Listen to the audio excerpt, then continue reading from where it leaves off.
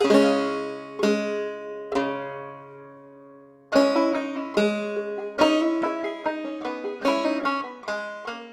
kind of a mountain ambassador to show what is happening, to educate so that people can start making choices that counter what's happening in this world.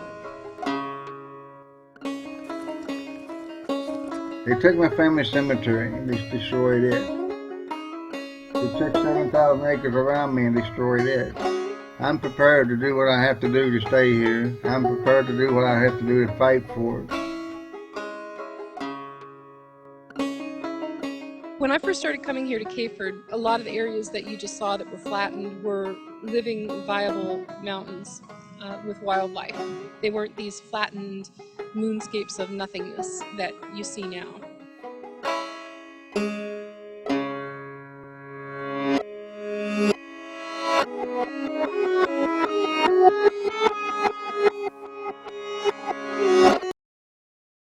I'm Dr. Teresa Burris, and I teach at Radford University in the English department and Appalachian Studies program. As a teacher, my role is to educate my students. So many of my students, even from Appalachia, don't even know about mountaintop removal. So I think it's my obligation. I'm kind of a mountain ambassador to show what is happening, to educate so that people can start making choices that counter what's happening in this world. The Appalachian forest contains the seeds to keep our environment going. We are destroying our environment, and here in Appalachia, we've got the seeds to keep it going. We've got the most biodiverse environment in the world behind the rainforest. We've got the natural water sources. We've got natural aquifers producing clean water. And we're destroying that for coal. Not only is an environment being destroyed, but also an entire distinct culture and way of life are being destroyed because the people are being run out.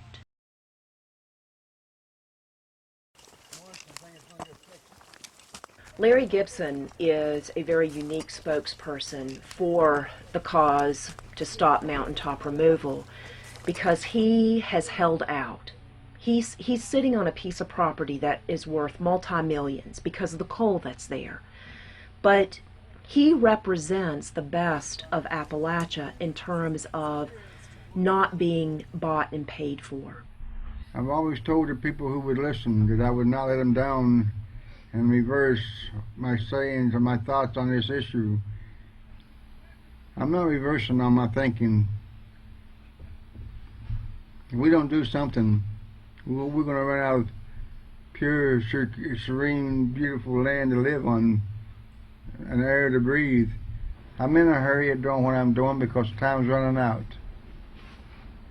And if I don't get the people mad and get them to react to what's happening to them, then they'll never change anything. I've always said you should have a say about what quality of health you have, what quality of life you have, what quality of air and water you have. You should have a say on these things, but the people of Appalachia don't have that say anymore. Contented people with their life will never fight back. So I'm trying to unnerve you to get you to move, to react to what's happening, not only to you, and you don't even know it, but the people you have never met. That's why I'm doing what I do. You know, believe it or not, I'm prepared to do what I have to do to stay here. I'm prepared to do what I have to do to fight for it. They took my family cemetery and they destroyed it. They took 7,000 acres around me and destroyed it.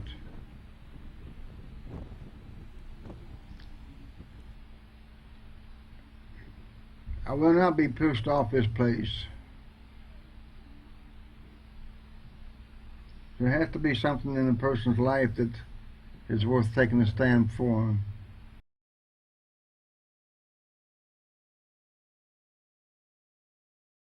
It makes me physically sick to look at a mountaintop removal site like this. We've been working on coal issues in our own community for quite a while, but when I first started coming here to Cayford, a lot of the areas that you just saw that were flattened were living, viable mountains with wildlife. They weren't these flattened moonscapes of nothingness that you see now. What we are asking people to do, one of the things, aside from our local community organizing, is to get people really to write, to call, to contact the Obama administration and say, please do not put money on this coal. You know, if we want real economic stimulus, it needs to be with infinite, non-polluting resources, not a diminishing supply that's going to contaminate our water and have our land falling into the ground or blast the mountaintops away.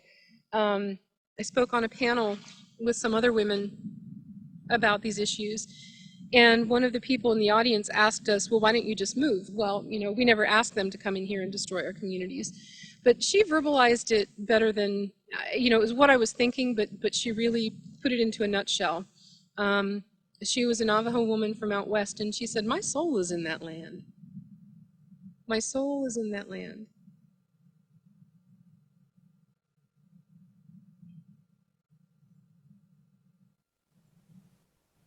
What else can you say?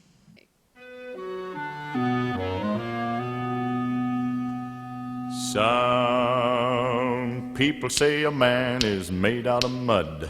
A poor man's made out of muscle and blood. Muscle and blood and skin and bones. A mind that's weak and a back that's strong. You load 16 tons. What do you get? Another day older and deeper in debt. St. Peter, don't you call me, 'cause I can't go. I owe my soul to the company store.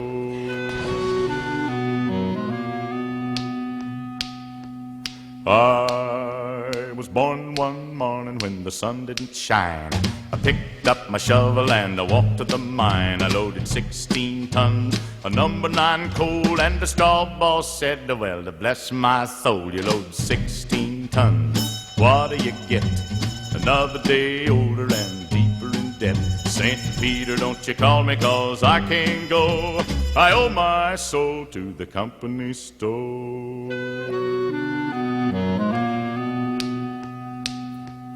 I was born one morning, it was drizzling rain. Fighting and trouble are my middle name. I was raised in the canebrake by an old mama lion. Can't no high-toned woman make me walk the line. You load 16 tons, what do you get? Another day older and deeper in debt. St. Peter, don't you call me, 'cause I can't go. I owe my soul to the company store.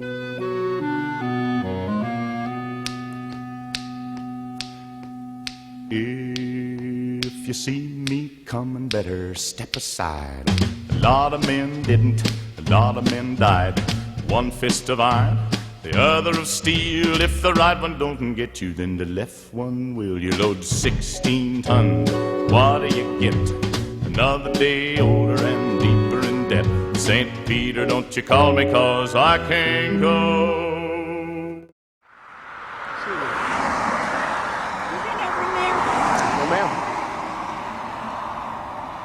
Where'd you go when you went across that guardrail up there? What do you mean? When you went past the guardrail up there? Why? Because you don't go on coal company property. I'm not on coal company. I owe my soul to the company store.